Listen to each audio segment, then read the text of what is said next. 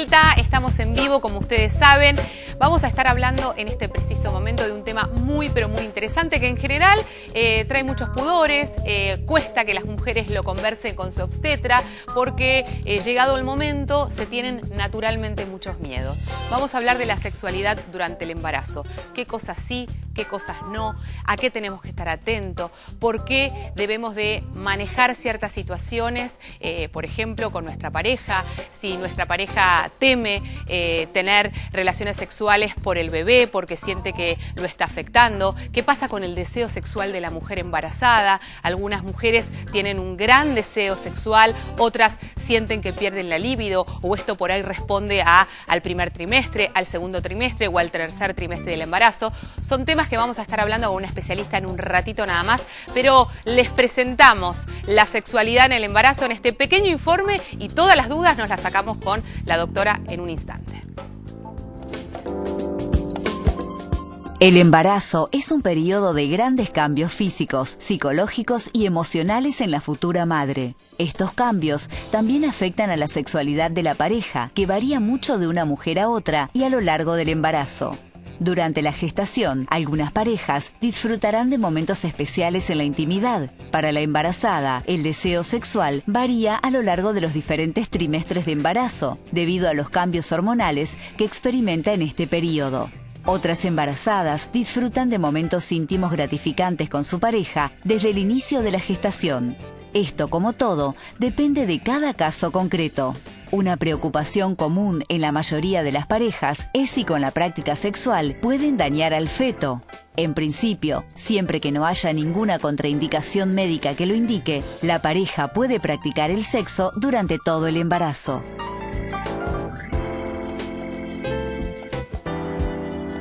Bueno, y si vos no te animás, si tenés pudor, si te da vergüenza, si inclusive te cuesta hablarlo con tu propia pareja, nosotros hemos invitado a la doctora Sandra Magirena, que es ginecóloga y a su vez sexóloga, o sea que mejor imposible. Un combo. ¿Cómo te va, Sandra? Bienvenida. ¿Qué tal? Buenos días, gracias. Bueno, no debe haber ninguna mujer embarazada que no tenga este cuestionamiento, el momento que le indican que está embarazada, estos miedos naturales, si efectivamente su actividad sexual o sus relaciones sexuales pueden ser como hasta ahora o deben ser distintas. Bueno, la sexualidad de por sí ya es una de las funciones humanas que está más cargada de mitos, de miedos y de temores. Y el embarazo de por sí para una mujer, sobre todo cuando es el primer embarazo, es una noticia muy importante y es un cambio muy importante el cual va a empezar a afrontar. Respecto a la sexualidad, la pregunta que siempre nos hacen los pacientes es ¿qué va a pasar con mis relaciones en el momento del embarazo? ¿Se puede afectar al bebé? ¿Puede haber algún problema? Y en general nosotros no indicamos ningún tipo de restricciones porque es una función normal, como yo siempre le digo a mis pacientes, estar embarazada no es una patología, claro, es una condición fisiológica de la vida, entonces bueno, uno puede hacer todas las funciones que venía haciendo hasta ese momento con las limitaciones que se vayan imponiendo de acuerdo a cómo uno se sienta. O sea, es el propio cuerpo que en realidad nos va a ir marcando claro, pautas de aquellas cosas que nos sentimos cómodas y otras que no. La sexualidad está relacionada con el placer, básicamente. Sí. Uno de los aspectos que están en la naturaleza es muy sabia y economiza funciones, entonces le adhiere a la sexualidad a la reproducción. Por lo tanto, cuando uno está embarazado es parte de la función sexual. Pero la sexualidad es placer. Entonces, si uno en el primer trimestre del embarazo, generalmente las mamás se sienten nauseosas, incómodas, las mamás están muy turgentes. Bueno, hay una limitación que le va dando por el estado general en el que uno está. Yo siempre les digo, si vos... Bueno, y a propósito de eso que vos estás marcando, que me parece muy interesante, y se plantea uno de los grandes conflictos en la pareja, que es poder transmitirle a la pareja que a partir de esta nueva condición que se tiene, por ahí no se tiene el mismo deseo, la libido está puesta en otra cosa, está incómoda. Las mujeres en general tenemos, esto ya es parte de la respuesta sexual femenina. Las mujeres tenemos una respuesta sexual diferente a la de los hombres. Exacto. El órgano por excelencia, Dolores, sexual es el cerebro. Entonces, de acuerdo a la respuesta sexual de la mujer es mucho más compleja que la del hombre.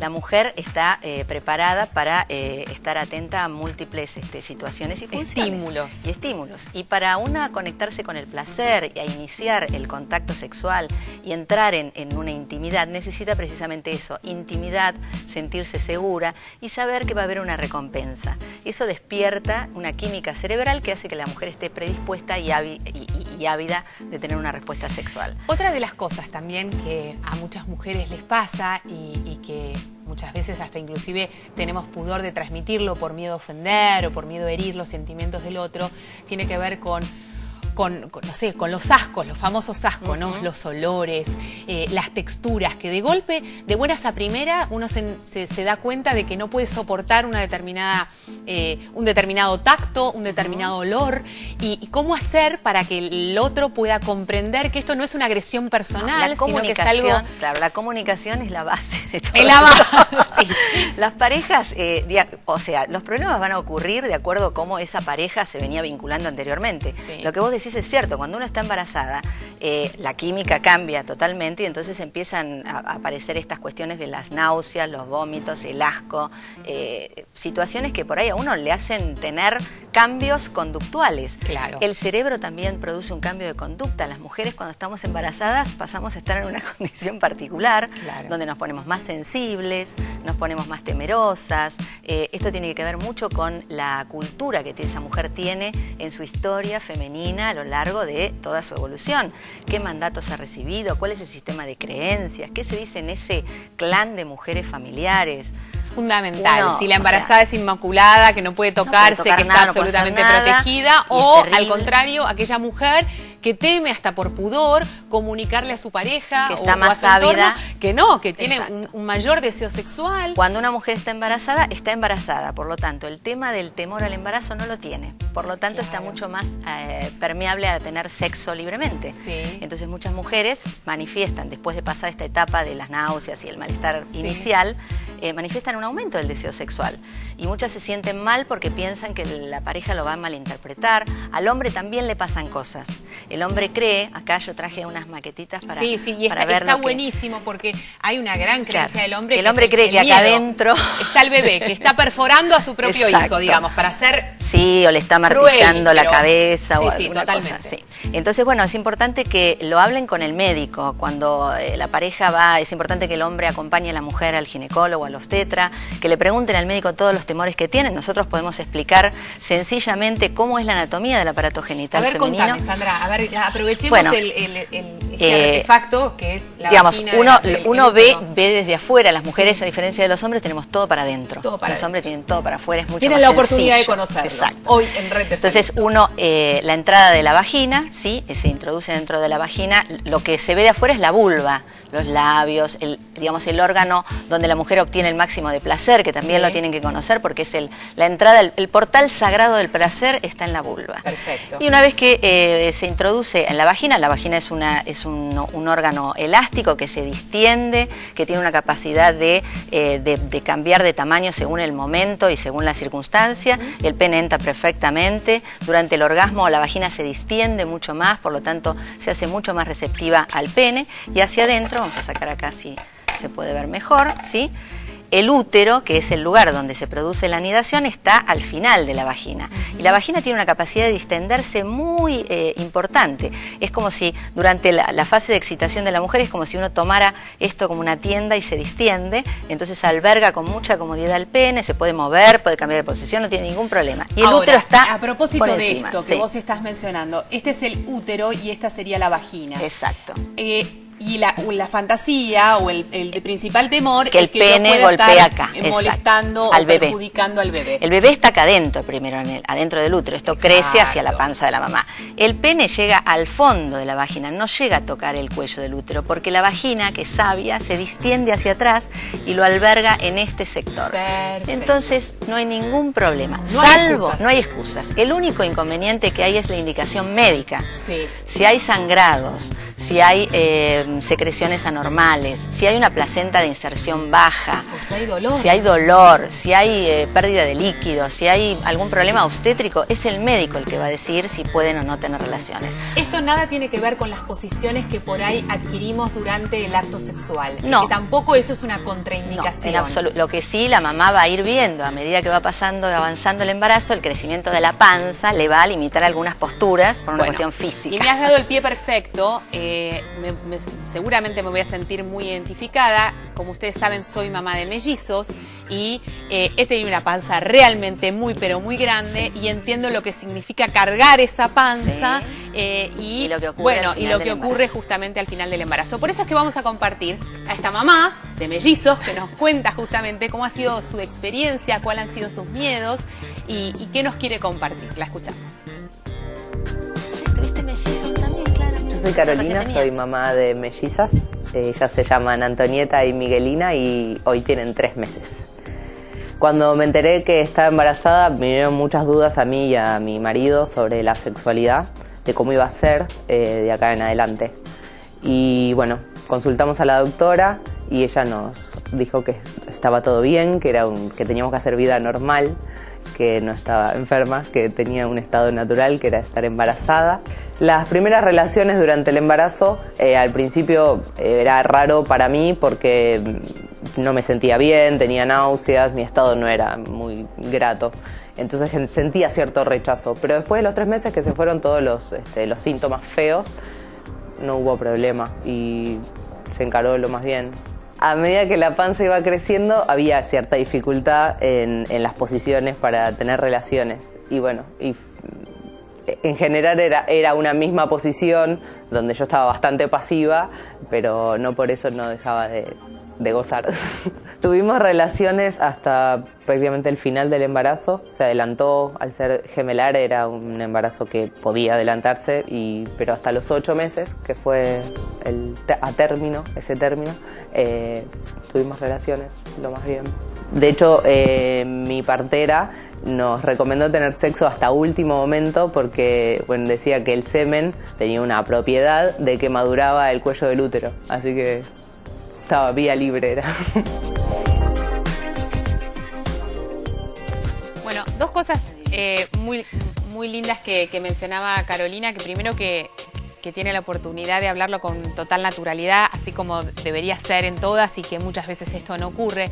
Y por otro lado, el poder comunicar, ella decía que había hablado, que lo había consultado, que inclusive hasta la partera, que esto no sabía, que el semen ayudaba a madurar el cuello del útero. El semen tiene una sustancia que se llaman prostaglandinas, que son estimulantes de las contracciones de distintos músculos. Y lo que hace es favorece la madurez del cuello uterino y a empezar a despertar las contracciones. Esto ocurre solamente al final del embarazo. Claro, pues ya me estoy apareciendo todos los miedos. Entonces digo, bueno, si tengo que proteger y tengo que evitar que la naturaleza es sabia. O sea, confiemos en nuestro cuerpo y confiemos en la naturaleza. Una mujer sana, que no tiene ninguna enfermedad y que está cuidada, su cuerpo sabe lo que tiene que hacer. Entonces, al final del embarazo, la madurez del cuello uterino se empieza a preparar para el parto. Y hay sustancias que se eliminan. Parte de estas sustancias están en el semen. Es más, el orgasmo durante las últimas etapas del embarazo, en el parto de término, en el momento del término, favorece el desarrollo del trabajo de parto.